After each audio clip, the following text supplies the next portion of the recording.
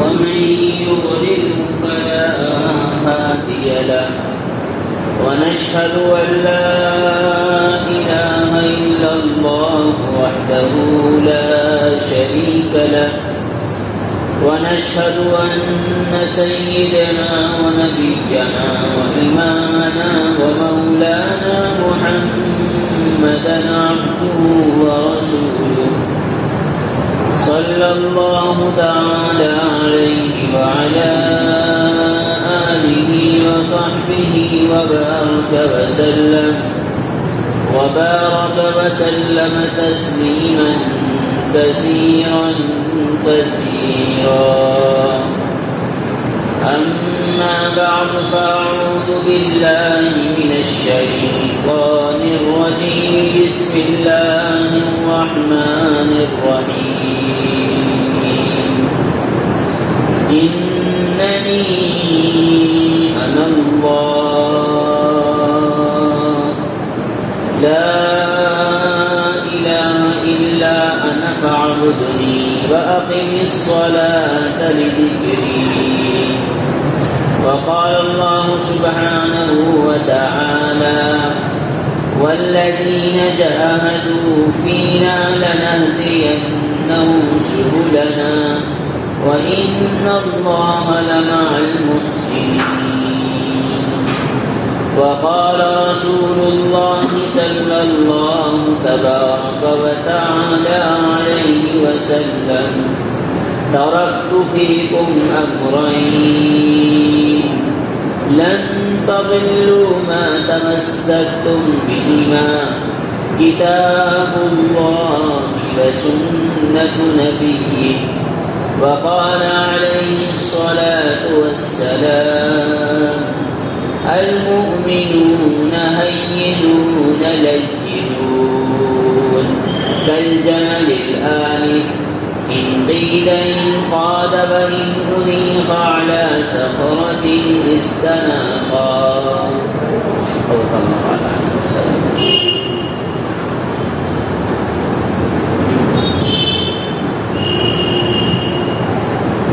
میرے محترم بھائیوں بزرگوں دوستوں اور عزیزوں،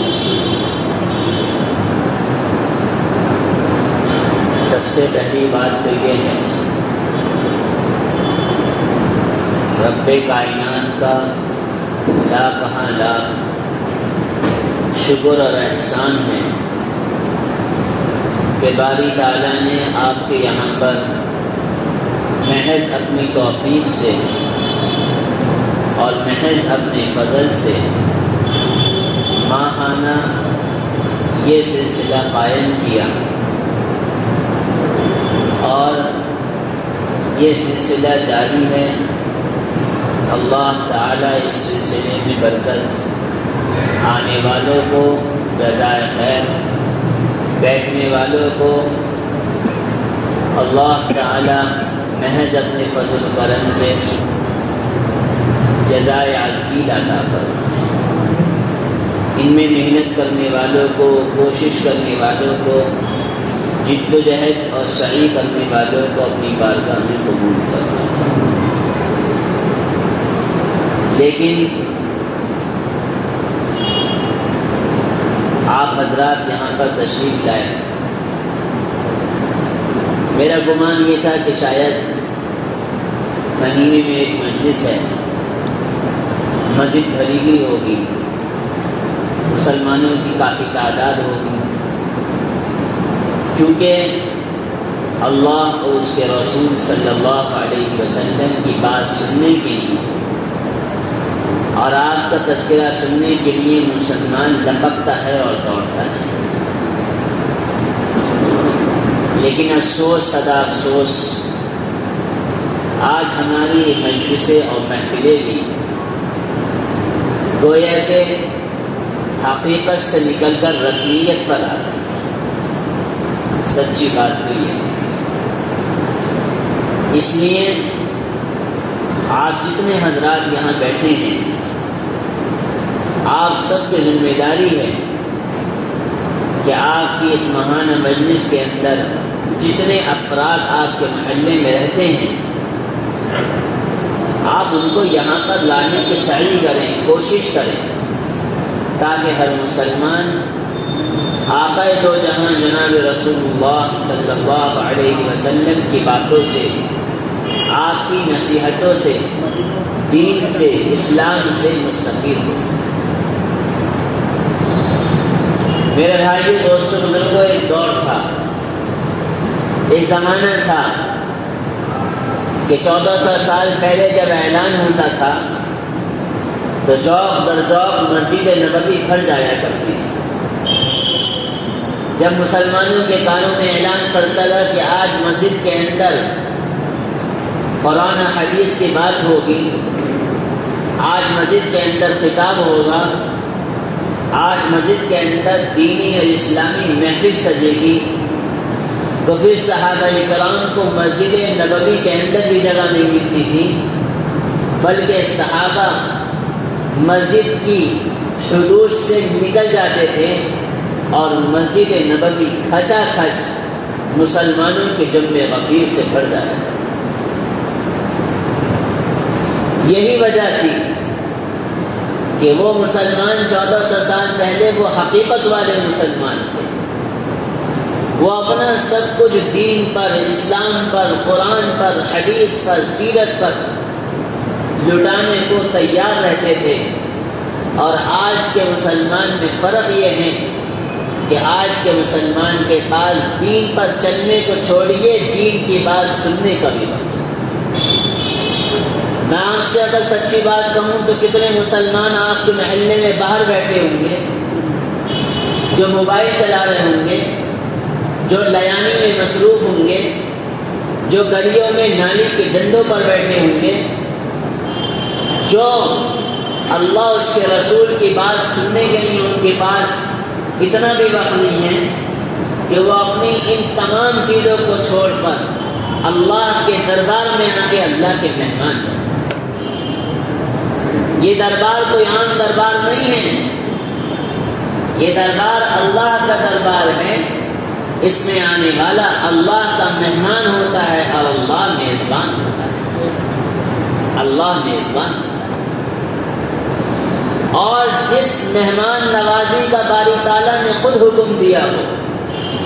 کہ خبردار اگر تمہارے گھر کے اندر کوئی مہمان بنے تو تمہارا مہمان خوش ہو کر جانا چاہیے، تم اپنے مہمان کی مہمان نوازی اپنی بساط سے زیادہ کرنے کی کوشش کرو۔ جس اللہ کا یہ فرمان ہو، اس اللہ کے جو مہمان بن جائیں تو بتاؤ اللہ ان کو مغفرت کے علاوہ اور کیا دے سکتے ہیں؟ اللہ ان کے گناہوں کی معافی کے علاوہ اور اس سے بڑی نعمت کیا عطا فرما سکتا ہے؟ اس لیے میرے بھائیوں، ان مجلسوں کی قدر کرنی چاہیے، اور جہاں پر آپ کو معلوم ہو کہ آج فلاں جگہ اللہ اس کے رسول کا تذکرہ ہے، لپک کر اور بھاگ کر جانا چاہیے، کیونکہ یہ مجلس حضور اکرم صلی اللہ علیہ وسلم کی 1400 سال پہلے کی مجلسوں کی نقل ہے۔ اور ہم نے یہ سنا ہے کہ جو مسلمان نقل کیا کرتا ہے، اللہ تبارک و تعالی نقل کرنے والوں کو کل قیامت میں اصل والوں کے ساتھ جمع فرمائے۔ حضرت موسیٰ علیہ السلام، آپ نے واقعہ بہرحال سنا ہوگا، 70,000 جادوگر موسیٰ علیہ السلام کی دعوت کو، ان کے دین کو دبانے کے لیے، باطل ثابت کرنے کے لیے آئے، لیکن کیا ہوا؟ واقعہ آپ نے سنا ہوگا کہ 70,000 وہ جو موسیٰ علیہ السلام کے مقابلے میں آئے تھے، جادو لے کر آئے تھے، ہرانے آئے تھے، ان سب کو اللہ نے اسلام اور موسیٰ علیہ السلام کا دین دے دیا اور جنت کا حقدار بنا دیا۔ تو موسیٰ علیہ السلام کو تھوڑی سی شکایت ہوئی، اللہ تبارک و تعالی سے کوہ طور پر بات کرنے کے لیے تشریف لے گئے، ہم کلام ہوتے ہیں، باری تعالیٰ یہ آپ نے کیا کیا؟ موسیٰ کیا ہوا؟ کہ وہ 70,000 میرے مقابلے پہ آئے تھے، وہ تو جہنم کے، دوزخ کے، تیری پکڑ کے، تیرے عذاب کے حقدار تھے۔ تو نے یہ کیا کر دیا کہ سب کو ہدایت دے دی، سب کو دین دے دیا، سب کو جنت کا حقدار کیوں بنا دیا؟ اللہ رب العزت نے فرمایا موسیٰ تمہیں معلوم نہیں، تم نے دیکھا نہیں، جب وہ تمہارے مقابلے پہ آئے تو میں نے یہ دیکھا کہ جو لباس تم نے پہن رکھا تھا ویسی ہی لباس انہوں نے بھی پہن رکھا تھا۔ انہوں نے لباس کے اندر میرے ایک نبی کی نقل کی، اور مجھے اس بات سے شرم آئی کہ جو میرے نبی کی نقل کرے میں اس کو جنت اور ہدایت سے کیسے محروم کر دوں۔ اس لیے میں نے ان 70 کے 70,000 کے گناہوں کو معاف کر کے جنت کا حقدار بنا۔ میرے عزیزوں اور دوستوں، اس سے بڑی خیر اور سعادت کی بات دنیا میں کوئی نہیں۔ کل قیامت میں اعلان ہو جائے کہ آ جاؤ، جس دن، جس زمانے میں، جس دور میں، جس وقت میں سنتوں کو مٹایا جا رہا تھا، دین اور اسلام کے سودے کیے جا رہے تھے، دین اور اسلام پر چلنے والوں کا استہزاء اور مذاق کیا اڑایا جاتا تھا، کہاں ہیں وہ لوگ؟ کھڑے ہو جائیں اور آ جائیں اور حضور اکرم صلی اللہ علیہ وسلم کے جھنڈے کے نیچے کھڑے ہو جائیں۔ اس سے بڑی سعادت اور خیر کی بات کیا ہو؟ اس لیے میرے بھائیوں اور عزیزوں اور دوستوں، ایسی مجلسوں میں بیٹھا جائے، اپنے آپ کو پابند بنایا جائے، اور ایسی مجلسوں میں بیٹھ کر کے اللہ تبارک و تعالی کی رحمتیں اور مغفرتوں کے پروانوں میں اپنے آپ کو شامل کیا جائے، کیونکہ یاد رکھیے گا اللہ تبارک و تعالی کی رحمت بہانہ ڈھونڈتی ہے، اللہ کی رحمت بہانہ ڈھونڈتی ہے۔ اللہ چاہتا ہے میرا بندہ کب میرے پاس آ جائے۔ جو اللہ 70 سال کے پجاری صنم صنم صنم کہنے والے کو ایک مرتبہ سمت کہنے کی وجہ سے معاف کر سکتا ہے۔ فرشتے کہتے ہیں اے اللہ اس کی زبان لڑکھڑا گئی، صنم کہہ رہا تھا غلطی سے سمجھ نکل گیا، اے اللہ اس کی زبان کی غلطی ہو گئی، آپ کو نہیں پکار رہا تھا، اپنے بتوں کو پکار رہا تھا۔ رب کائنات کا اعلان ہوا فرشتوں تم یہاں سے ہٹ جاؤ، یہ میرا معاملہ، میرے بندے کا معاملہ ہے۔ اگرچہ اس کی زبان ہی لڑکھڑا گئی، غلطی سے اس نے مجھے پکارا، لیکن پکارا تو سمجھ کہا تو اللہ نے اعلان کیا آسمان سے لبیک یا عبدی، لبیک یا عبدی، لبیک یا عبدی، اے میرے بندے میں حاضر ہوں، اے میرے بندے میں حاضر ہوں، اے میرے بندے میں حاضر ہوں۔ اور 70 سال کے پجاری کو اللہ نے معاف کر کے ہدایت عطا کی۔ اس لیے میرے بھائی اور دوستوں بزرگوں، اس سے بڑی سعادت اور خیر کی بات دنیا کے اندر کوئی نہیں۔ میرا آج کا موضوع ہے کہ آج دنیا کے اندر جو حالات ہیں، خصوصاً ہمارے ملک کے اندر جو حالات ہیں مسلمانوں کے اوپر، آخر ان حالات سے نکلنے کے اسباب اور ذرائع کیا اللہ کے رسول صلی اللہ علیہ وسلم ہمیں کچھ دے کر گئے ہیں؟ کیا قرآن اور حدیث کے اندر کچھ چیزیں ملتی ہیں یا نہیں؟ کیا آپ نے کچھ دیا ہو امت کو کہ امت کے ساتھ جب یہ حالات آئیں اور امت کے ساتھ جب یہ وسائل اور پریشانیاں آئیں تو پھر امت ان حالات کا مقابلہ کن سے؟ میرے عزیزوں اور دوستوں، آقا دو جہاں جناب رسول اللہ صلی اللہ علیہ وسلم کو اللہ نے 5 چیزیں بتا دی تھی قیامت تک آنے والی۔ آپ نے فرمایا میری امت کے لوگوں دنیا میں ایسا بھی ہوگا، ایسا بھی ہوگا۔ پھر آپ نے ایک مرتبہ فرمایا تم پر ایسے حالات آئیں گے، یصبح مومنا یمسی کافرا، یمسی مومنا یصبح کافرا۔ آپ نے فرمایا ایک دور تم پر ایسا بھی آئے گا کہ صبح کو مسلمان ہوگا اور شام کو ہوتے ہوتے مسلمان اسلام کا سودا کر بیٹھے۔ اللہ ہم سب کی حفاظت کرے۔ اللہ کے رسول صلی اللہ علیہ وسلم نے جو حالات دنیا کے اندر آنے والے ہیں آپ نے ان حالات سے نمٹنے کا، نکلنے کے اسباب اور ذریعے ہم سب کو عطا فرمائے۔ آج پورے ملک میں جو حالات ہیں مسلمانوں، اگر آپ تاریخ پڑھو، نبی کی سیرت پڑھو، قرآن کی تفسیر سنو، صحابہ کی سیرت پڑھو، اسلام کی تاریخ پڑھو، تو آپ کو معلوم ہوگا کہ ایسے ایسے حالات دنیا میں اس سے پہلے بھی آئے ہیں، لیکن ان حالات سے نمٹنے کے لیے آقا دو جہاں جناب رسول اللہ صلی اللہ تبارک و تعالی علیہ وسلم نے جو چیزیں ہمیں عطا فرمائی ہیں، انہی چیزوں کے ذریعے سے، انہی اسباب کو اختیار کر کے ہمارے یہ حالات دور ہو سکتے ہیں، اس کے علاوہ ہمارے یہ حالات دور نہیں ہو سکتے۔ آپ دنیا سے تشریف لے کر جانے سے پہلے آپ نے فرمایا ترکت فیکم امرین، میں دیکھ رہا ہوں کہ دنیا کے اندر کیا کیا حالات آنے ہیں، کیا کیا چیزیں ہونی ہیں، لیکن خبردار مسلمانوں، تم پر جو بھی حالات آ جائیں، تم پر جو بھی مظالم ڈھا لیے جائیں، تمہارے خلاف زمین کتنی ہی تنگ نہ کر دی جائے، تمہارے خلاف دنیا کے تمہارے خلاف کتنے ہی قانون نہ بنا دیے جائیں، لیکن مسلمانوں خبردار خبردار، اسلام کو نہ چھوڑنا، میری سنتوں کو نہ چھوڑنا، اور میرا لاہب دین کو نہ چھوڑنا۔ ترکت فیکم امرین، آپ نے فرمایا دو چیزیں میں تمہارے درمیان چھوڑ کر جا رہا ہوں، دو چیزیں چھوڑ کر جا رہا ہوں۔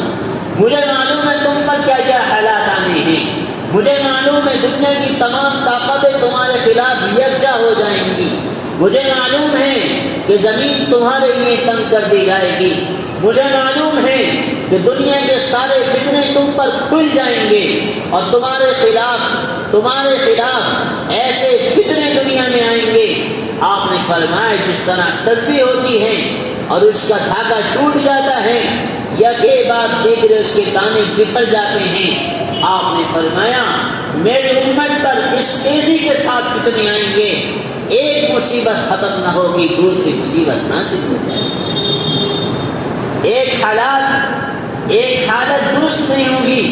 دوسری حالت کھڑی ہو جائے گی۔ لیکن آپ نے فرمایا مسلمانوں ڈرنا مت، خوف زدہ مت ہونا۔ سب سے پہلی چیز یہ ہے، اللہ کے رسول صلی اللہ علیہ وسلم نے فرمایا میں تمہارے درمیان دو چیزیں چھوڑ کر جا رہا ہوں، ان دو چیزوں کو مضبوطی سے پکڑے رہنا۔ رب کائنات کی قسم، اگر مسلمان ان دو چیزوں کو مضبوطی سے پکڑا رہے گا، اللہ تبارک و تعالی کی یہ سنت ہے، اللہ تبارک و تعالی مسلمانوں کا معاون مددگار بنے گا، اور مسلمانوں کے خلاف اٹھنے والی آوازوں کو بس کر دے گا، اور مسلمانوں کے خلاف اٹھنے والے قدموں کو اللہ توڑ دے گا، اور مسلمانوں کے خلاف اٹھنے والی طاقتوں کو اللہ مغلوب کر دے گا، مغلوب کر دے گا۔ پہلی چیز یہ ہے میرے بھائیوں، اللہ کے رسول صلی اللہ علیہ وسلم نے ارشاد فرمایا پہلی چیز ہے کتاب اللہ، پہلی چیز ہے کتاب اللہ، میں تمہارے درمیان قرآن کریم اللہ کی کتاب چھوڑ کر جا رہا ہوں۔ مسلمانوں، آج ہمارا سب سے کمزور تعلق اللہ کی کتاب کے ساتھ ہے، سب سے کمزور تعلق اللہ کے ساتھ ہے، سب سے کمزور تعلق مسجدوں کے ساتھ ہے، سب سے کمزور تعلق دین اور اسلام کے ساتھ۔ معاف فرمانا، مسلمانوں کے پاس موبائل چلانے کا وقت ہے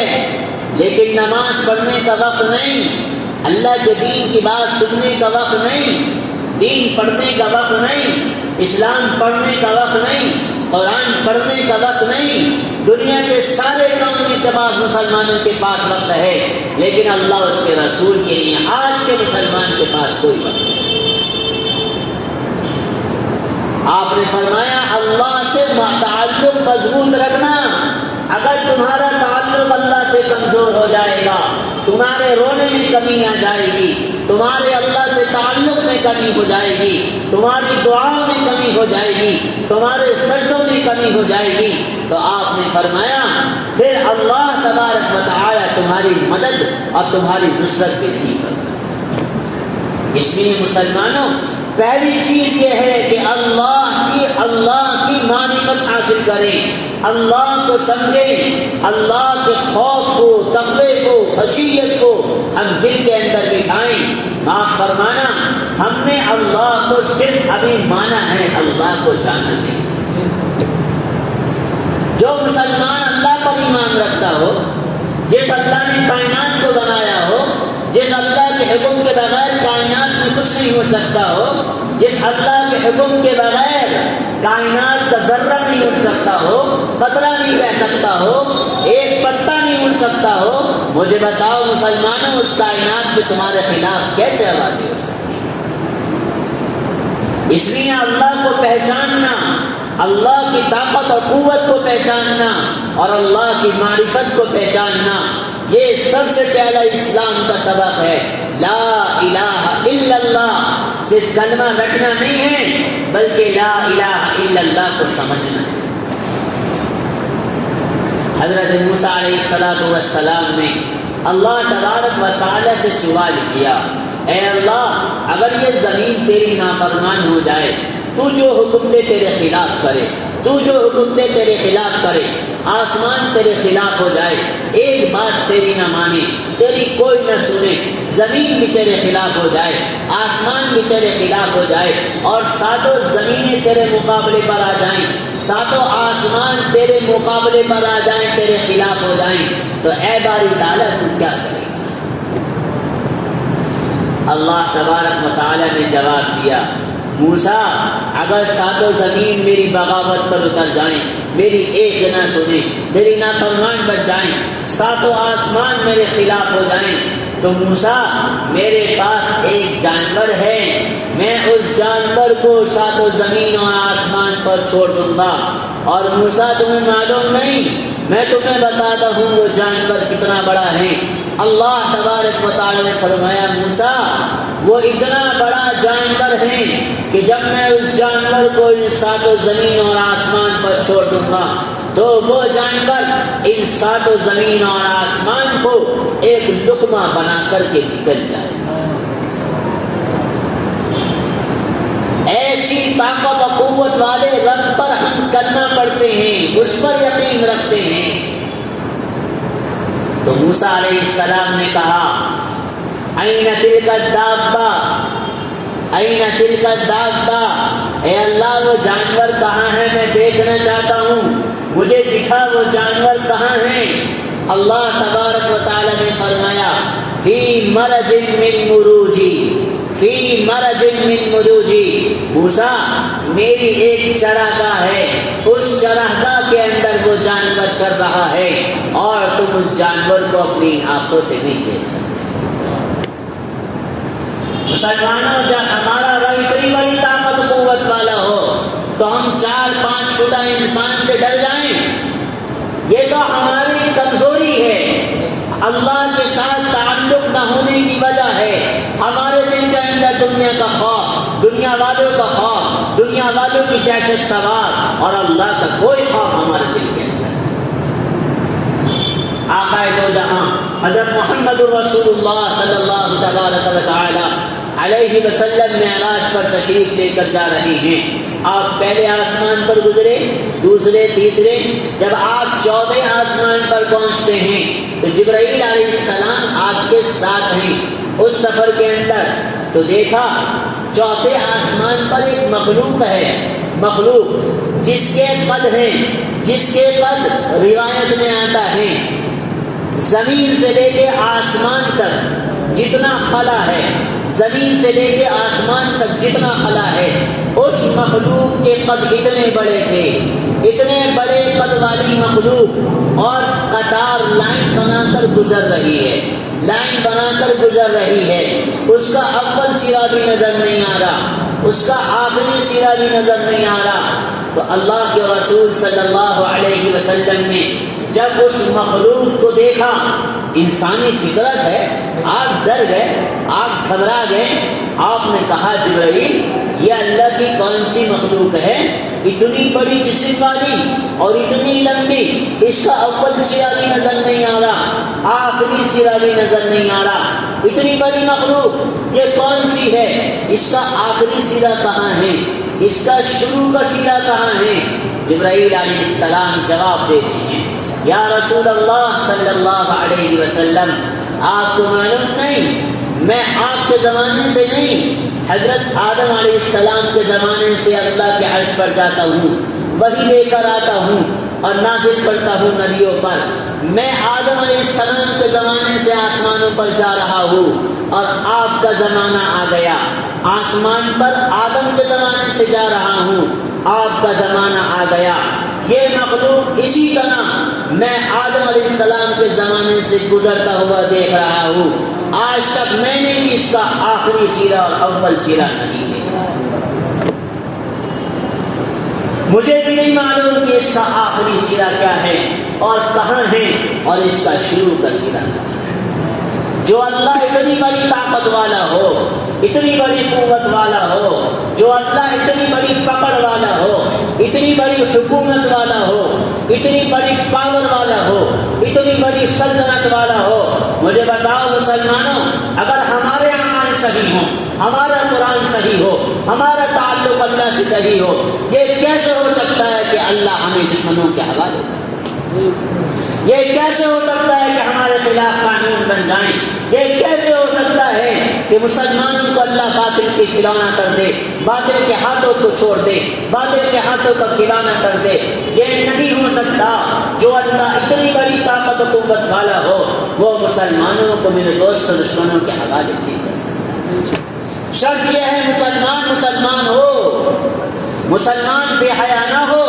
مسلمان زبان کا جھوٹا نہ ہو، مسلمان آنکھوں کا بے حیا نہ ہو، مسلمان رات کی تاریکی میں بدکاری کرنے والا نہ ہو، مسلمان موبائل میں بے حیائی کرنے والا نہ ہو، مسلمان فجر اور تہجد کا چھوڑنے والا نہ ہو، مسلمان دوسرے کے حق مارنے والا نہ ہو، مسلمان اپنے رشتہ داروں سے قطع تعلق کرنے والا نہ ہو، مسلمان اپنے پڑوسی کو ستانے والا نہ ہو۔ اللہ کی قسم جب یہ صفات مسلمانوں کے اندر آئیں گی، یہ ہو نہیں سکتا کہ اللہ باطل کے حوالے، دشمنوں کے حوالے کرے۔ یہ کیسے ہو؟ ہمارے اعمال بگڑے ہیں، ہماری راتیں بگڑی، ہمارے دن بگڑے، ہماری سوچیں بگڑی، ہماری فکریں بگڑی، ہمارے کمانے کے اسباب بگڑے، ہمارے گھر میں رہنے کا رہن سہن بگڑا، تو دنیا کا نظام بگڑ گیا، آسمان کا نظام بگڑ گیا اور دنیا کے اندر فساد ہے۔ ظہر الفساد فی البر والبحر بما کسبت ایدی الناس لیذیقہم بعض الذی عملوا لعلہم یرجعون۔ قرآن نے 1400 سال پہلے اعلان کیا تھا، دیکھ لو 1400 سال پہلے کے جو مسلمان تھے، جب ان کے اعمال صحیح تھے تو شیروں نے ان کو راستہ دیا، چیتوں نے ان کو راستہ دیا، سمندروں نے ان کو راستہ دیا، دنیا کی ہر مخلوق ان کے تابع ہو گئی کیونکہ ان مسلمانوں کے اعمال صحیح تھے، دنیا کے ہر شے ان کے تابع تھی۔ تو میں یہ عرض کر رہا تھا، پہلا سبب یہ ہے، مسلمانوں اگر ان حالات سے ہم سب نکلنا چاہتے ہیں، ان تمام ظلمتوں کو دور کرنا چاہتے ہیں، تمام تاریکیوں سے نکلنا چاہتے ہیں، ایک راستہ تو یہ ہے، ہمارا تعلق اللہ سے صحیح ہونا چاہیے، ہمارا تعلق اللہ سے صحیح ہونا چاہیے۔ حضور اکرم صلی اللہ تبارک و تعالی علیہ وسلم نے ارشاد فرمایا،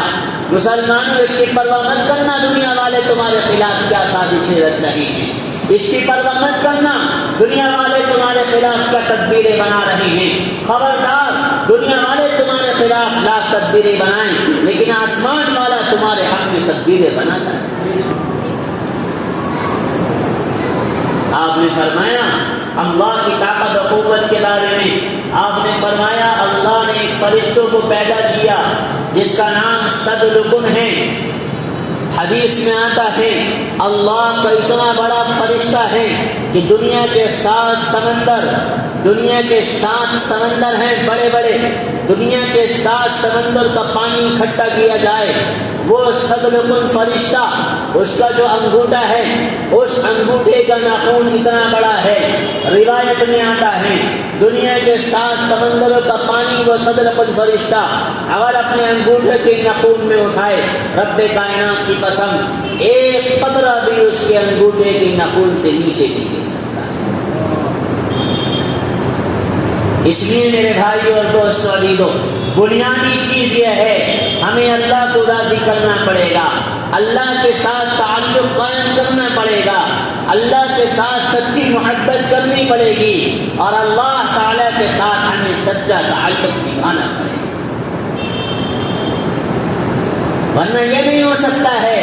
کہ مسلمان عبادت گزار بھی ہو، مسلمان نماز کا پابند بھی ہو، مسلمان حرام سے بچنے والا بھی ہو، مسلمان تہجد گزار بھی ہو، مسلمان جھوٹ بولنے والا بھی نہ ہو، مسلمان جو ہے وہ سود پر بیاج پر کاروبار کرنے والا نہ ہو، مسلمان 100% اللہ کا اطاعت گزار ہو، اور مسلمانوں کے خلاف دنیا ہو جائے، مسلمانوں کے خلاف حکومت ہو جائے، مسلمانوں کے خلاف قانون بن جائیں، یہ نہیں ہو سکتا ہے۔ اگر مسلمان 100% دیندار ہے، اللہ تبارک و تعالی ان مسلمانوں کا محافظ اور معاون ہوتا ہے، محافظ اور معاون ہوتا ہے۔ اس لیے میرے عزیزوں اور بھائیوں، پہلی چیز یہ ہے اللہ کے رسول صلی اللہ علیہ وسلم نے فرمایا اگر دنیا کی تاریکیوں سے نکلنا چاہتے ہو، نظام دنیا کو بدلنا چاہتے ہو، حکومت کو بدلنا چاہتے ہو، پہلی چیز یہ ہے کہ اپنا تعلق اللہ سے مضبوط کرو، اپنا تعلق اللہ سے مضبوط کرو۔ مجھے بتاؤ آج وہ کون سا روئے زمین کا گناہ ہے جس کو مسلمان نہیں کرتا؟ کون سا وہ گناہ ہے جو مسلمان نہیں کر رہا؟ آج سب سے زیادہ میرے پاس موقع نہیں، اگر میں بتانا چاہوں تو میرے بھائیوں شاید دنیا کا اللہ کی وہ کوئی نافرمانی ہوگی جس کو مسلمان انجام نہیں دے رہا، اور سب سے زیادہ روئے زمین پر اگر کوئی فساد، اگر کوئی گناہ، بدکاری، بے حیائی، جھوٹ، سود، بیاج پر کوئی کاروبار ہو رہا ہے اور کرنے والے ہیں تو سب سے زیادہ مسلمان۔ اس لیے ہمیں توبہ کرنی پڑے گی اور اللہ تبارک و تعالی سے سچا تعلق قائم کرنا پڑے گا۔ اللہ کے رسول صلی اللہ علیہ وسلم نے ارشاد فرمایا ترکت فیکم امرین، خبردار خبردار، میں دنیا میں 63 سالہ زندگی گزار کر جا رہا ہوں، تمہیں دنیا والوں کے حوالے کر کے نہیں جا رہا، بے آسرا چھوڑ کر نہیں جا رہا، بے لگام چھوڑ کر نہیں جا رہا۔ آپ نے فرمایا قیامت تک آنے والے اگر اپنی حفاظت چاہتے ہو تو 2 کام کرتے رہنا، ترکت فیکم امرین، یہ 2 چیزیں چھوڑ کر جا رہا ہوں، خبردار جو حالات تم پر آئیں سہ لینا، لیکن میرے دین کا، میرے اسلام کا، میرے ایمان کا، میری سنت کا، میرے قرآن کا، میری حدیث کا کوئی فرمان نہ چھوڑنا اور دین کا مذاق نہ اڑانا۔ ترکت فیکم امرین، پھر آپ نے فرمایا اور اگر تم نے دین کی کوئی پرواہ نہ کی، سنت کو سنت چھوڑ کر چھوڑ دیا، سنت کو سنت کہہ کر ڈال دیا، اپنے بول سے اسلام اور دین کا مذاق اڑایا، یہ اپنے گھروں سے دین کو رخصت کیا اور اپنے گھروں سے دین کا جنازہ نکالا اور اپنے گھروں سے دین کو رسوا کیا اور سنت کو رسوا کیا اور مسجدوں میں نہ آئے اور نمازوں کو چھوڑا، حلال اور حرام کی کوئی تمیز نہ کری، جھوٹ کے ساتھ، بیاج کے ساتھ، سود کے ساتھ کاروبار کرا، تو اللہ کے رسول نے فرمایا سن لو، تمہارے مقابلے میں اس وقت حکومت نہیں، تمہارے مقابلے میں رب کائنات خدا ہے، تمہارے مقابلے میں رب کائنات خدا ہے۔ اعلان جنگ ہے، اعلان جنگ ہے اللہ کا، جو مسلمان نہیں کوئی بھی ہو جو مسلمان جھوٹ کے ساتھ، سود کے ساتھ، بیاج کے ساتھ کاروبار کرتا ہے، اللہ کا اعلان جنگ ہے ایسے انسان کے ساتھ۔ اس لیے میرے بھائیوں ہمیں اللہ سے تعلق مضبوط کرنا پڑے گا۔ اللہ کے رسول صلی اللہ علیہ وسلم 63 سالہ زندگی گزار کر ہمارے سامنے سے گئے، جاتے وقت آپ نے بہت ساری باتیں کہی، پھر آپ نے امت کو بتایا یہ 2 چیزیں چھوڑ کر جا رہا ہوں، کتاب اللہ، اور دوسری چیز آپ نے فرمایا وسنت نبی، وسنت نبی، وسنت نبی، دوسری دوسری چیز میں تمہارے درمیان جو چھوڑ کر جا رہا ہوں میری لائی ہوئی سنتیں ہیں، میرا لایا ہوا طریقہ ہے، میرا لایا ہوا طریقہ ہے۔ خبردار میری سنتوں کا مذاق نہ اڑانا اور میری سنتوں کو نہ چھوڑنا، میری سنتوں۔ میرے بھائی ابھی محرم چل رہا ہے، چند دن پہلے آپ نے تقریریں سنی ہوں گی کیسے نمازیوں نے نمازیں پڑھی کربلا کے میدان میں، کیسے نماز پڑھنے والوں نے نمازیں پڑھی۔ بتاؤ، جن کے جسم زخم آلود تھے،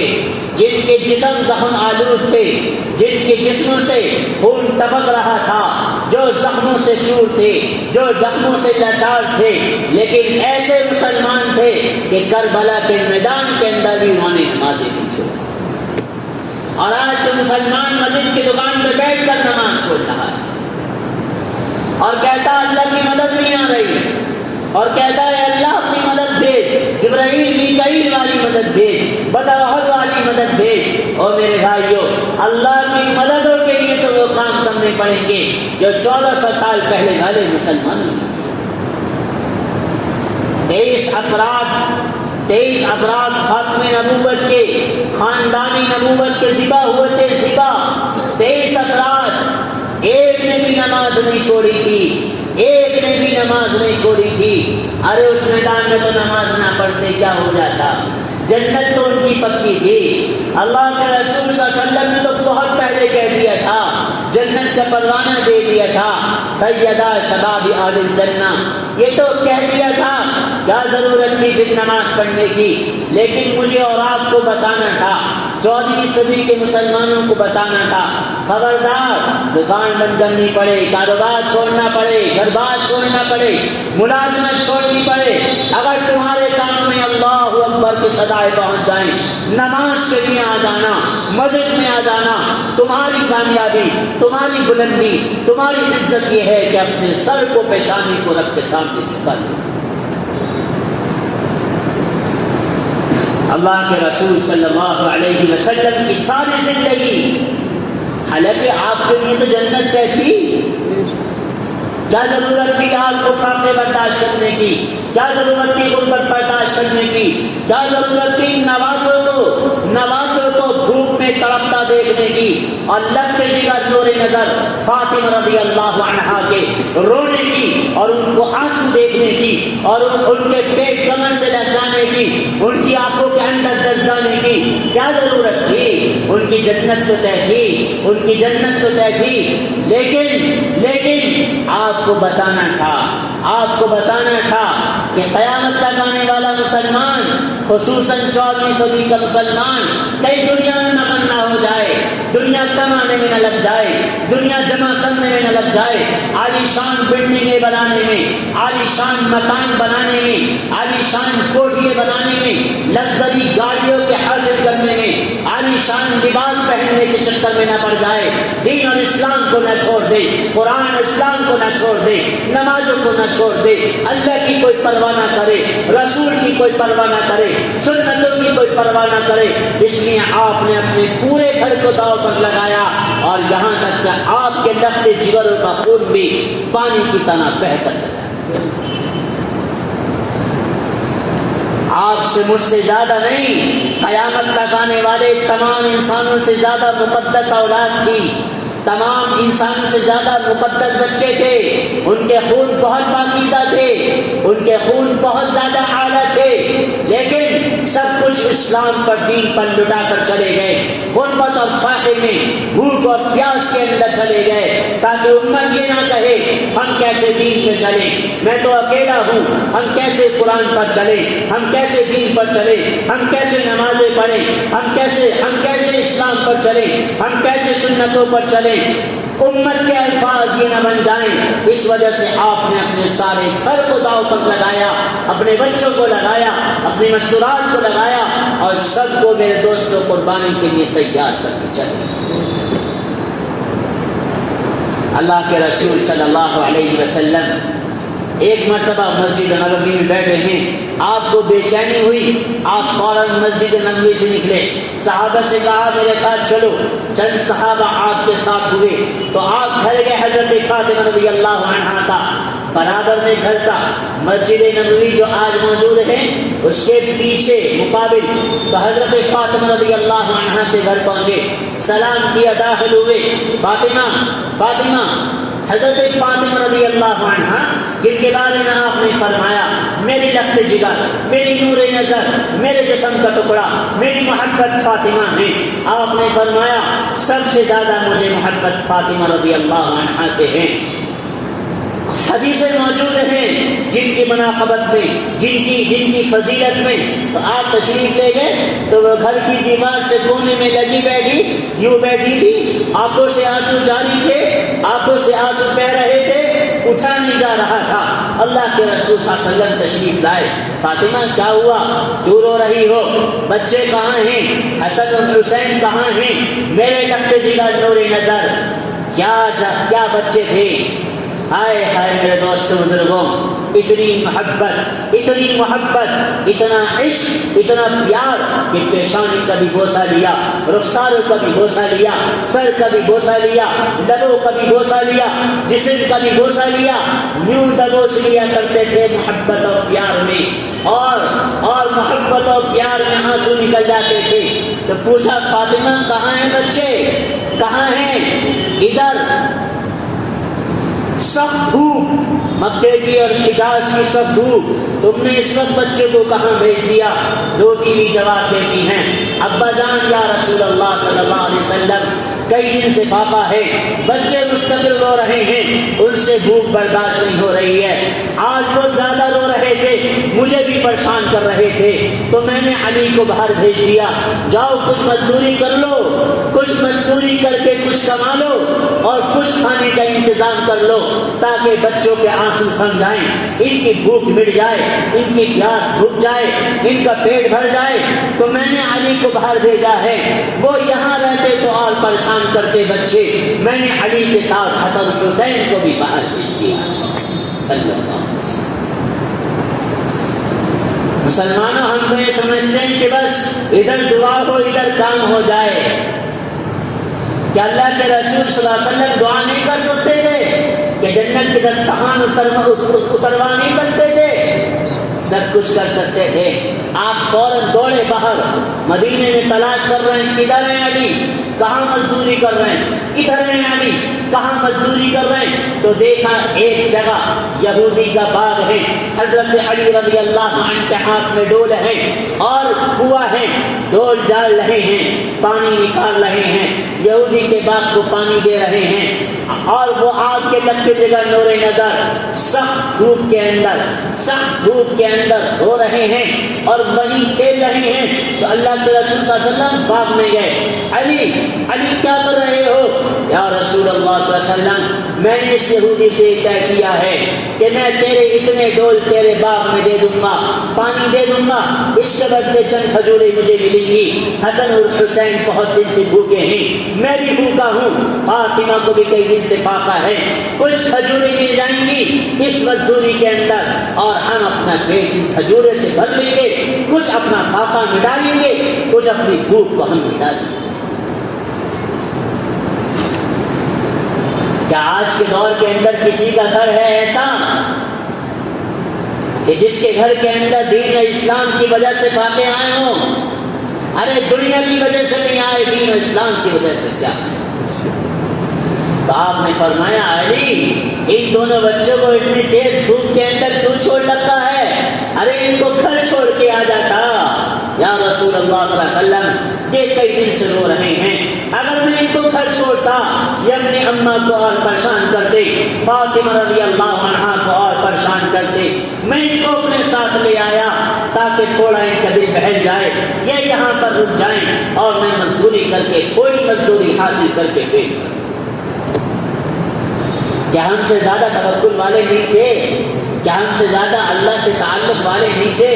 کیا ہم سے زیادہ اللہ سے عشق والے نہیں تھے؟ کیا ہم سے زیادہ دعا والے نہیں تھے؟ کیا ہم سے زیادہ مسلے کو آباد کرنے والے نہیں تھے؟ سب کچھ تھے, لیکن میرے بھائی دوست بزرگوں انہیں پتا تھا کہیں ایسا نہ ہو امت یہ کہے ہم کیسے دین پر چلیں, ہم کیسے نماز کو پڑھیں, ہم کیسے سنتوں پر چلیں, ہم کیسے اسلام پر چلیں. دنیا کے حالات, دنیاوی مصروفیات، کاروبار کی مشغولیات ہمیں اس کی اجازت نہیں ہے۔ اس لیے مسلمانوں، یہ آپ کی پہلی ذمہ داری ہے اسلام اور دین پر چلنا، اپنی اولاد کو چلانا، گھر والوں کو چلانا۔ یاد رکھیے گا پوری دنیا کے اندر جو حالات چل رہے ہیں، میرے پاس وقت نہیں ہے ورنہ آپ کو بتاتا۔ ایک ملک کی کارگزاری ابھی ہمارے دوستوں نے بتائی، 60,000 عرب جو صحابہ کی اولاد ہیں، جو بزرگوں کی اولاد ہیں، 60,000 عرب اسلام سے مرتد ہوئے۔ ابھی میں سفر کر کے آیا ایک جگہ کا، 240 گھرانے مسلمانوں کے تھے، 240 گھرانوں میں سے آج 20 گھرانے صرف مسلمانوں کے بچے ہیں، 220 گھرانے اسلام سے مرتد ہو گئے ہیں۔ کہاں وہ ہوائیں چل رہی ہیں ارتداد کی، بے دینی کی، وہ ہوائیں چل رہی ہیں۔ مسلمانوں، اگر آپ نے فکر نہ کری اولاد کی اور اپنی مستورات کی، تو یاد رکھنا غفلت کی بنیاد پر اللہ نہ کرے خدا ہماری حفاظت فرمائے، ایسا نہ ہو ہم دنیا سے چلے جائیں، ہمارے پیچھے ہمارے دین کا بھی جنازہ چلا۔ یہ آپ کی ذمہ داری ہے، آپ اپنی اولاد کو دیندار بنائیے، انہیں قرآن کا پابند بنائیے، نماز کا پابند بنائیے، مستورات کو دیندار بنائیے، انہیں باحیا بنائیے، انہیں دنیا کے نقصانات بتائیے، انہیں دین کے نفع بتائیے، اپنے آپ کو بھی مسجد سے جوڑیے، اپنے آپ کو بھی اسلام کا پابند بنائیے، اور اپنی اولاد کو بھی اسلام اور دین کا پابند بنائیے۔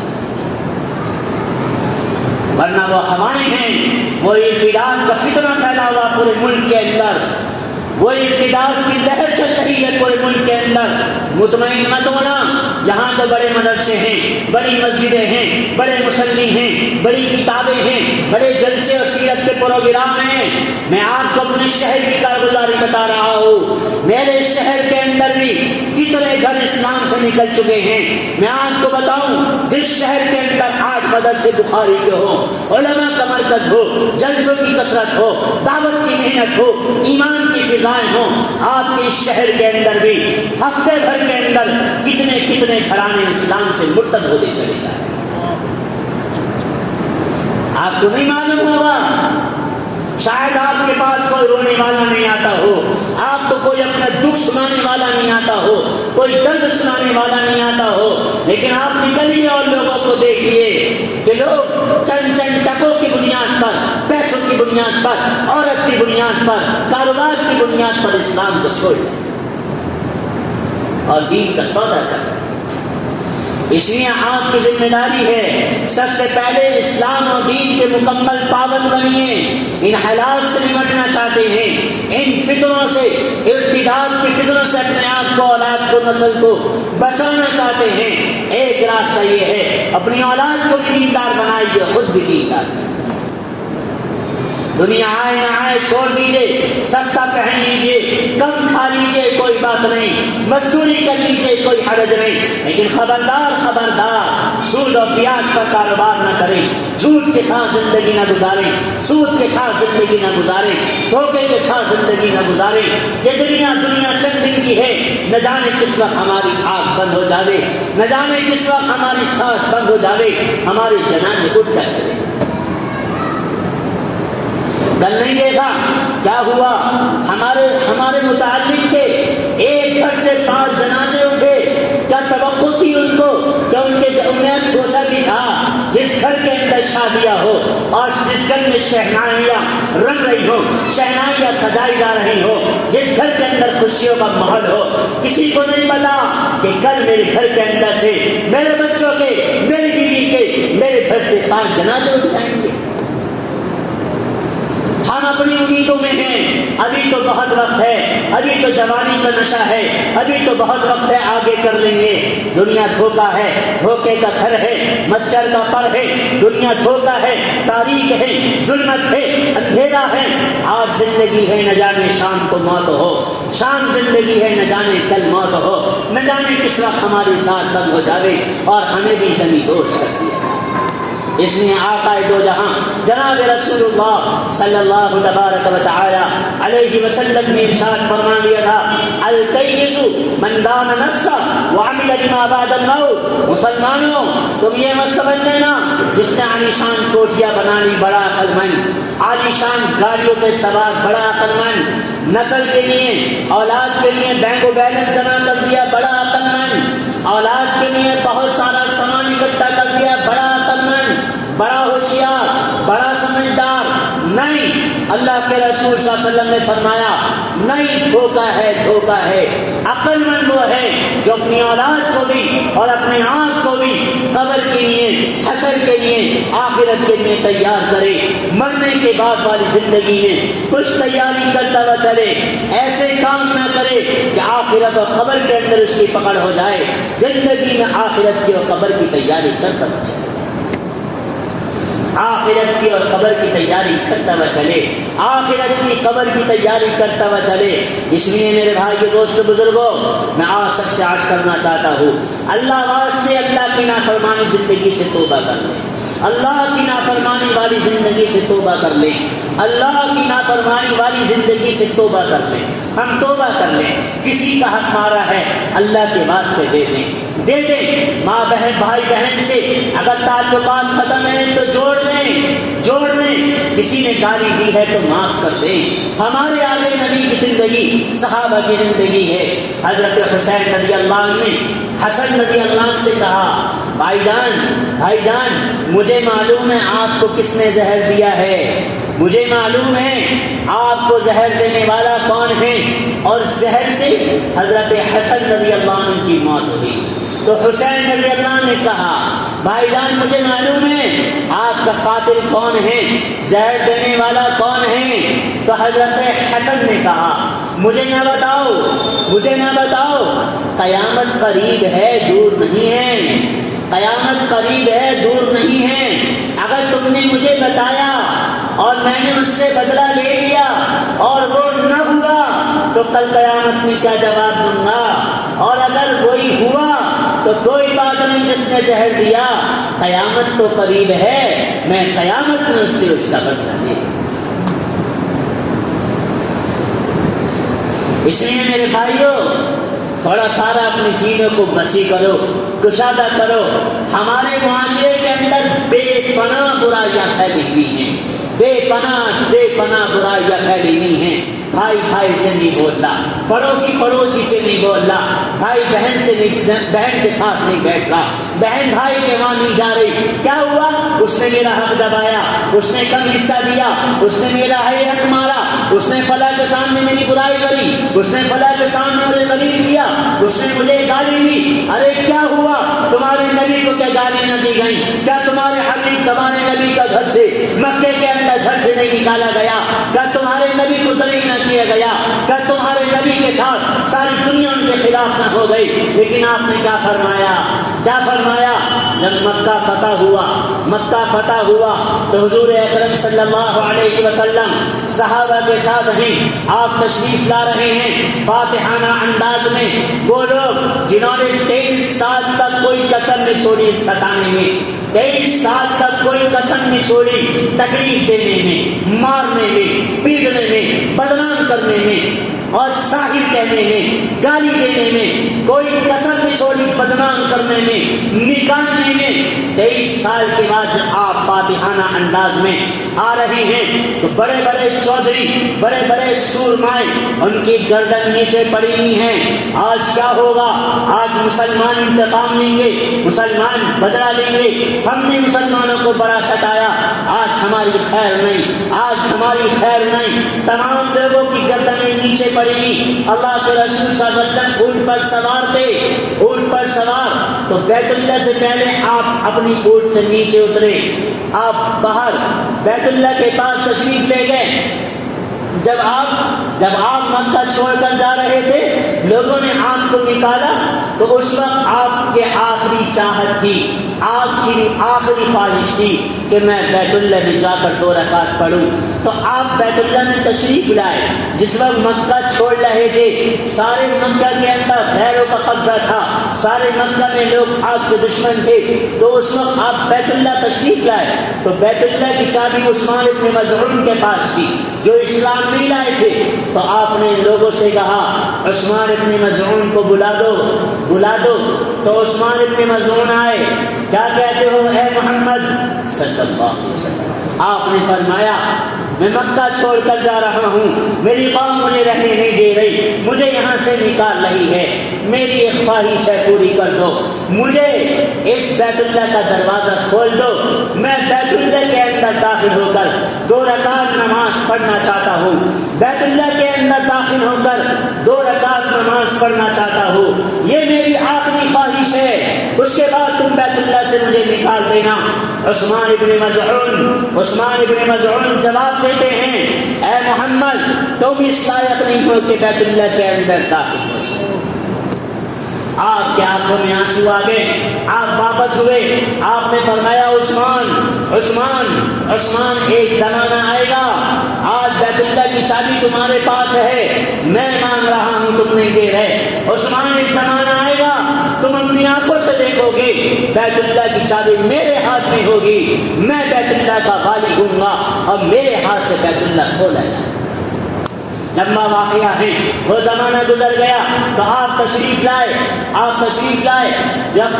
بیت اللہ فتح ہوا، مکہ فتح ہوا تو آپ بیت اللہ کے دروازے پر کھڑے ہوئے، بیت اللہ کی جو چوکھٹ آپ نے ایک ہاتھ ادھر رکھا، دوسرا ہاتھ ادھر رکھا، آپ نے فرمایا مکے والوں بتاؤ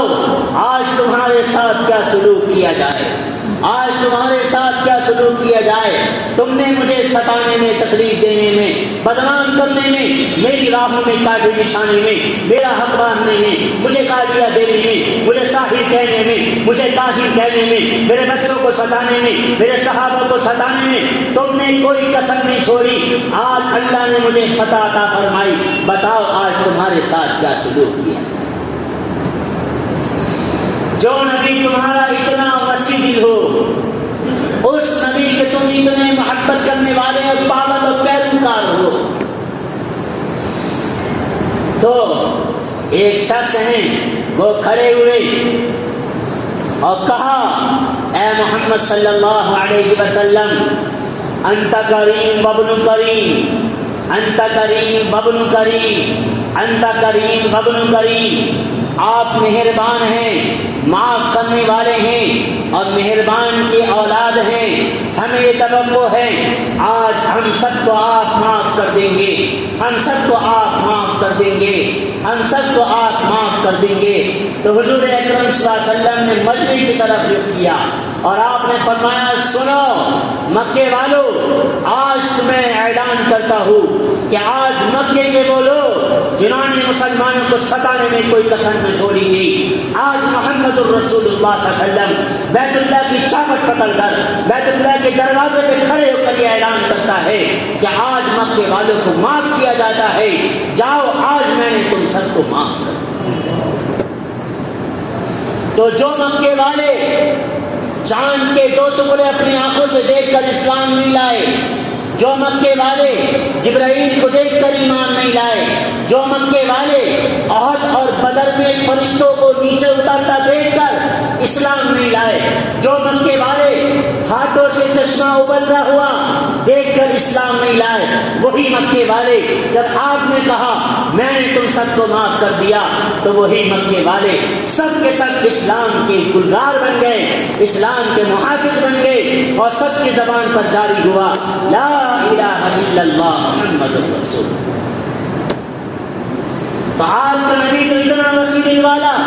اور آج کا مسلمان اتنا کمزور والا، اتنا چھوٹا دل والا کہ پڑوسی سے پڑوسی نہیں بولنا، بھائی بھائی سے نہیں بولنا، رشتہ داروں سے نہیں بولنا، یہ کیا ہو رہا ہے؟ میرے دوستو بزرگوں، ایسے اگر ہماری حالات رہی اور معاشرے میں اس طرح بدکاری رہی اور اس طرح گناہ ہوتے رہے تو یاد رکھنا اللہ کو بھی ہماری کوئی پرواہ نہیں، ہماری ذمہ داری ہے ہماری ذمہ داری میں آپ سب سے کہتا ہوں، بوڑھے ہو یا جوان ہو، آپ کی ذمہ داری ہے آپ معاشرے سے برائیوں کو ختم کرو، آپ معاشرے سے بے حیائی کو ختم کرو، آپ معاشرے سے گناہ کو ختم کرو، آپ لوگوں کو نمازی بناؤ، ان کو مسجدوں میں لاؤ، جوانوں کو مسجدوں میں لاؤ، بوڑھوں کو لاؤ، ایک ایک مستورات کو گھروں کے اندر دین اور اسلام سکھاؤ، اپنی مستورات کو مہینے میں ایک جگہ اکٹھا کرو، جیسے آپ یہاں پر پروگرام کرتے ہو، مہینے میں ایک مرتبہ یہاں پر لوگوں کے سامنے دین کی، قرآن کی، سنت کی بات آتی ہے، ایسے ہی مہینے میں ایک پروگرام کرو جہاں پہ مستورات جمع ہو، دن کے اندر وہ پروگرام ہو، ساری محلے کے مستورات وہاں پر جمع ہو، ان کے سامنے دین کی باتیں آئیں، اسلام کی باتیں آئیں، ہماری بچیوں کے سامنے اسلامی تعلیمات آئے، اللہ کے احکامات آئیں، نبی کی سنتیں آئیں، نبی کی بیویوں اور بچوں کی باتیں آئیں، تاکہ ہماری مستورات بھی اپنے گھروں میں اپنی اولاد کی اسلامی اور دینی تربیت کرنے والی۔ ہماری یہ فکر ہونی چاہیے، میں اکثر بیانوں میں کہتا ہوں، ہمارے وہاں بڑی فکر ہے، مسجدوں میں مکتب ہیں، بچے قرآن پڑھ لیں، بچے حدیث پڑھ لیں، اور ہمارے جوان دین کی باتیں سن لیں، لیکن مستورات کے اعتبار سے ہماری بڑی غفلتیں ہیں۔ ہم نے کہیں کہ قرآن کی تعلیم کا نظام نہیں بنایا، بیسک اسلام دین اور سیکھنے کا نظام نہیں بنایا، یہی وجہ ہے ہماری بچیاں آج سب سے زیادہ اسلام کے دائرے سے نکل گئی۔ آپ کی ذمہ داری اس کو قائم کریے، آپ محلے میں ایک جگہ لیجئے، آپ کے پاس خدا نے جگہ دی ہے تو آپ کہیے ہمارے پاس جگہ ہے، لڑکیوں کا، بچیوں کا، جوان یا اور چھوٹی عمر کی، بڑی عمر کے مستورات کو مکتب قائم کریے، پڑھانے والی عالمہ معلمہ ہو، تاکہ وہ بیسک اسلام سکھائے، دین سکھائے، صحابیات کی زندگی بتائے، ازواج مطہرات کی سیرت بتائے، ان کے سامنے بھی دین آئے، تاکہ اپنی آنے والی اولادوں کی اسلامی دینی وہ تربیت کریں، اسلامی اور دینی ماحول میں ہمارے اولادوں کو بٹھا لیں۔ یہ ہماری ذمہ داری ہے۔ اس لیے میرے بھائیوں، اللہ کے رسول صلی اللہ علیہ وسلم نے ارشاد فرمایا تھا، پہلی چیز میں نے آپ کو بتائی، ان حالاتوں سے نمٹنے کے لیے اپنا تعلق اللہ سے مضبوط کرنا، اپنا تعلق اللہ سے مضبوط کرنا، اللہ کے ساتھ صلہ کرنا، اللہ کو راضی کرنا۔ مسلمانوں، میری آپ سے درخواست ہے، اللہ کے گھر میں بیٹھ کر کہہ رہا ہوں، ساری ساری رات موبائلوں پہ نہ گواؤ، ساری رات بے حیائی کی چیزیں نہ دیکھو۔ مسلمانوں، اس سے توبہ کرو، اللہ کے ساتھ صلہ کرو، جلدی سو، آخری پہر میں اٹھو۔ اگر دنیا کے حالات بدلنا چاہتے ہو، تمہارے نبی کی ایک رات کی تہجد فوت نہیں ہوئی، مجھے بتاؤ ایک رات کی تہجد سوائے عذر کے کبھی ہمارے نبی کی فوت نہ ہوئی، اور آج کا مسلمان تہجد کو چھوڑو فجر نہیں پڑھتا۔ صحابہ کی زندگی سے تہجد فوت نہیں ہوئی، ایک سال تک صحابہ کی عادت بنانے کے لیے تہجد کو فرض کر دیا گیا، تہجد کو فرض کر دیا گیا، تاکہ مسلمان سمجھے جس مسلمان کا رات کا قیام نہیں، جو مسلمان رات کو مصلی پہ کھڑا نہیں ہوتا، جو مسلمان راتوں کو اللہ کے سامنے نہیں ہوتا، جو مسلمان راتوں کو اپنے ہاتھوں کو اللہ کے سامنے نہیں اٹھاتا، اس مسلمان کی زندگی میں خیر، برکتیں اور سہولتیں کیسے آ سکتی؟ اس لیے اپنے وقت کو فارغ کر کے آخری پہر میں اٹھو، چاہے 2 رکعت پڑھو، 2 رکعت پڑھو کم سے کم، اور اپنے مسائل کو اللہ کے سامنے رکھو، اس کے سامنے رو۔ اللہ کی قسم، اللہ کے سوا ہمارے مسائل کو حل کرنے والا کوئی نہیں، اللہ کے سوا ان حالاتوں کو دور کرنے والا کوئی نہیں، اللہ کے سوا ان مصیبتوں کو دور کرنے والا کوئی نہیں ہے۔ اپنے حالات پریشانیوں کو اللہ کے سامنے رکھو، اس کے سامنے رو، آنسو بہاؤ، اللہ سے مانگو، اپنی نسلوں کے لیے، اولاد کے لیے مانگو۔ اللہ تبارک و تعالیٰ کو ترس آئے گا، اللہ کو ان آنسوؤں پر ترس آئے گا، اور اللہ نظام کائنات کو مسلمانوں کے رونے پر، اطاعت پر، اور قرآن اور سنت اور حدیث اور دین کی شریعت پر زندگی گزارنے پر اللہ تمام حالات کو درست کر دے گا۔ جس طرح اللہ تبارک و تعالیٰ نے 1400 سال پہلے جب مسلمانوں کے خلاف مکے میں ایک قانون پاس ہوا تھا کہ مسلمانوں سے کوئی بولے گا نہیں، مسلمانوں سے کوئی رشتہ نہیں کرے گا، مسلمانوں کے ساتھ کوئی کاروبار نہیں کرے گا، مسلمانوں کے ساتھ کوئی خرید و فروخت نہیں کرے گا، یہ قانون بنا تھا۔ آپ کے خلاف یعنی مسلمانوں کے خلاف 1400 سال پہلے مکہ کے اندر، اور اس قانون کو پاس کرنے کے لیے وہ قانون سب اس پر عمل کریں، اس کو بیت اللہ پر لٹکا دیا گیا تھا تاکہ ہر ایک اس کی خلاف ورزی نہ کرے، ہر ایک اس کے مطابق پابند رہے۔ 3 سال تک مسلمانوں کے خلاف قانون بنتا رہا، قانون بنا، مسلمانوں نے ان حالات کے ساتھ زندگی گزاری۔ میرے اور آپ کے ساتھ وہ حالات نہیں آ سکتے جو 1400 سال پہلے کے مسلمانوں کے ساتھ آئے ہیں، میرے آپ کے ساتھ نہیں آ سکتے جو میرے نبی کے ساتھ اور میرے نبی کے گھر والوں کے ساتھ آئے ہیں۔ سامان ختم ہو گیا، مسلمانوں کو پتے چاپنا پڑے، وہ پتے ختم ہو گئے، مسلمانوں کے بچے بلکتے تھے، روتے تھے، بلکتے تھے، آنسو بہاتے تھے، لیکن کوئی کھانے کا سامان نہیں تھا کیونکہ مسلمانوں کے خلاف قانون بن چکا تھا۔ لیکن کیا ہوا؟ کس نے وہ قانون مٹایا؟ کس نے اس قانون کو دیمک کی نظر کرا؟ کس نے اس لوگوں کے خلاف ان لوگوں کے دلوں میں پھر رحم ڈالا؟ وہی لوگ جو مسلمانوں کے خلاف تھے، انہی کے دل کے اندر رحم آ گیا، انہی کے دل کے اندر محبت آ گئی، انہی کے دل کے اندر شفقت آ گئی۔ ان کے دل کیسے موم ہوئے، ان کے دل کے اندر محبت کیسے آئی؟ جو مسلمانوں کے خلاف تھے پھر وہی مسلمانوں کے حق میں آواز بلند کرنے والے کیسے بن گئے؟ ایسی نہیں بنے۔ رات مسلمانوں کی رات دعاؤں میں گزری، نمازوں میں گزری، روتے ہوئے گزری، سجدوں میں گزری، بلکتے ہوئے گزری، آنسو بہاتے ہوئے گزری۔ ایک مسلمان نہیں تھا جس کی نماز چھوٹتی ہو، ایک مسلمان نہیں تھا جس کی تہجد چھوٹتی ہو، ایک مسلمان نہیں تھا جو جھوٹ بولتا ہو، ایک مسلمان نہیں تھا جو سود بیاج پر کاروبار کرتا ہو، ایک مسلمان نہیں تھا جو شریعت کے خلاف عمل کرتا ہو اور نبی کی سنت کے خلاف عمل کرتا ہو۔ تو اللہ نے اس قانون کو ہی، اس قانون کے بنانے والوں کے دل کے اندر ہی رحم ڈال دیا، اور وہ قانون مٹ گیا، اور مسلمان عزت کے ساتھ باہر آئے، اور مسلمانوں کو غلبہ ہو گیا۔ مسلمانوں کا دین پھر مسلمانوں کا دین حضور اکرم صلی اللہ علیہ وسلم تو 13 سال رہے مدینے میں، 10 سال 23 سال وہاں رہے، تو 63 سالہ زندگی، اور صحابہ کا 100 سال تک صحابہ دنیا میں زندہ رہے، 100 سال تک بس ایک صدی کے اندر اسلام عرب سے نکلا، حجاز سے نکلا، روم آیا اور ایران پہنچا، اور آج کے ہندوستان میں بھی اسلام اس زمانے میں آیا تھا، اس زمانے میں آیا۔ صحابہ کیرلا کے سمندر سے جو عرب میں جاتا ہے سفر کر کے آئے تھے، جب ہمارا جانا ہوا سب سے پہلی مسجد جو صحابہ نے بنائی وہ کیرلا کے اندر ہے، اور وہ مسجد گواہی دیتی ہے صحابہ کی محنت کی، صحابہ کی قربانی کی، جو اسلام لے کر کے سمندر سے راستے سے ہندوستان آئے تھے۔ تو اسلام کہاں کہاں پہنچ گیا تھا؟ 1.25 لاکھ صحابہ نے دنیا کا رخ موڑ دیا تھا، 1.25 لاکھ صحابہ نے اسلام کو پورے دنیا میں پہنچا دیا تھا، اسلام کو غالب کر دیا تھا۔ بڑی بڑی طاقتیں اور قوتیں اسلام کے آگے چھپ گئی تھی، اور وہ لوگ اسلام کے خلاف تھے۔ ایک دور وہ آیا،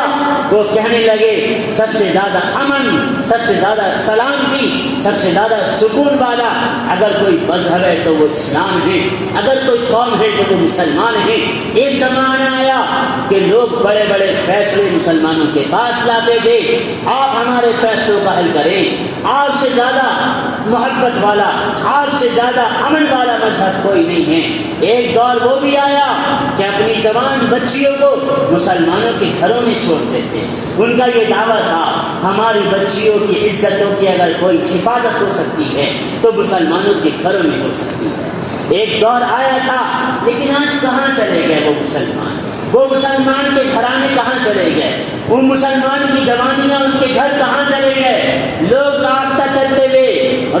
چلتے ہوئے دیکھ لیا کرتے تھے، سمجھ جایا کرتے تھے کہ یہ عام بستی نہیں ہے، مسلمانوں کی بستی ہے۔ بستیوں کا حال، گھروں کا حال، مسلمانوں کے چلنے پھرنے سے لوگ پتہ لگا لیا کرتے تھے یہ عام آدمی نہیں ہے، مسلمان ہیں، محمد الرسول اللہ کا غلام ہے، محمد الرسول اللہ کا تابع ہے، محمد الرسول اللہ صلی اللہ علیہ وسلم کا امتی ہے۔ لوگ صرف معاملات سے پتہ لگا لیا کرتے تھے۔ اس لیے میرے بھائیوں، بڑی محنت کی ضرورت ہے، اپنے آپ کو تبدیل کرنے کی ضرورت ہے، اپنی فکروں کو بدلنے کی، سوچوں کو بدلنے کی، تفکرات کو بدلنے کی ضرورت ہے۔ اپنے آپ کو زندگی میں تبدیل کرنے کی ضرورت ہے. ہمیں اپنے آپ کو تبدیل کرنا پڑے گا, اپنے اولاد کو بھی تبدیل, ان کے ذہنوں کو بھی تبدیل کرنا پڑے گا. ان کو بتانا پڑے گا میرے بچوں دین سب کچھ ہے, دنیا سب کچھ نہیں ہے. دنیا کمانے میں, دنیا بچانے میں مگن مت ہو, اللہ اس کے رسول کے مطابق زندگی گزارو, نماز کے اہتمام کے ساتھ زندگی گزارو, سنتوں کے اہتمام کے ساتھ زندگی گزارو. کیونکہ وقت زیادہ ہو گیا, ورنہ لمبے واقعات ہیں کہ صحابہ کے نزدیک سنتوں کی کیا قدر تھی. آقا دو جہاں جناب رسول اللہ صلی اللہ تبارک و تعالی علیہ وسلم کے ایک ایک صحابی, ایک ایک سنت پر جان دینے والے عبداللہ ابن حذیفہ رضی اللہ عنہ نے, روم کے بادشاہ نے کہا اسلام چھوڑ دو, آدھی سلطنت بادشاہ بنا دوں گا, اسلام چھوڑ دو, آدھی سلطنت دے دوں گا. تو کہنے لگے اسلام کی بات چھوڑ کہتے ہو, اگر تم مجھ سے یہ کہو آدھی سلطنت دوں گا اور میرے آقا محمد رسول اللہ کی سنت چھوڑ دو, تم اسلام کی بات کرتے ہو, میں تو اپنے حبیب کی سنت بھی نہیں چھوڑ سکتا, اگرچہ تم مجھے روم کی آدھی سلطنت نہیں پوری سلطنت کی بادشاہ. عبداللہ ابن حذیفہ رضی اللہ عنہ کھانا کھا رہے تھے, ایک لقمہ گر گیا, اٹھایا, صاف کرا, کھانے لگے. برابر میں بیٹھے ایک شخص نے کہا تمہیں معلوم نہیں شاہی دسترخوان ہے, شاہی دسترخوان ہے, لقمہ گر کر اٹھا کر کھانے کو عیب سمجھتے ہیں, یہاں پہ لقمہ گر کر اٹھا کر مت کھاؤ. عبداللہ ابن حذیفہ جواب دیتے ہیں آدرک سنت حبیبی بہا اولئک الحمقاء, ارے بے وقوف خاموش ہو جا, کہیں ہم بے وقوفوں کی وجہ سے میں اپنے نبی کی سنت کو چھوڑ دوں. یہ کیسے ہو سکتا ہے کہ جس کی وجہ سے ہمیں عزت ملی, جس کی وجہ سے بلندی ملی, جس کی وجہ سے اللہ نے غالب کیا, جس کی وجہ سے حکومت ہمارے پاس آئی, سلطنت آئی, جس کی وجہ سے اللہ نے ہمیں عزت دی, ہم اس کے طریقوں کو چھوڑ دیں؟ یہ کیسے ہو سکتا ہے؟ یہ نہیں ہو سکتا. جان جائے تو چلی جائے گی, لیکن نبی کی ایک سنت پر بھی آج نہیں آئے گی, نبی کے ایک طریقے پر بھی آج نہیں آئے گی. یہی وجہ ہے پھانسی کے کندھوں کو چوم لیا, نبی کے سنت کو نہیں چھوڑا.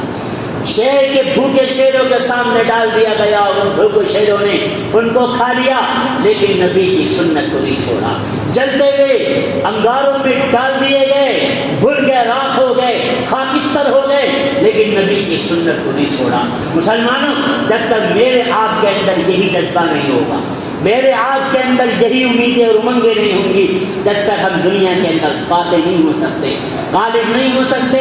اللہ تعالی ہماری عزتیں نہیں دے سکتا.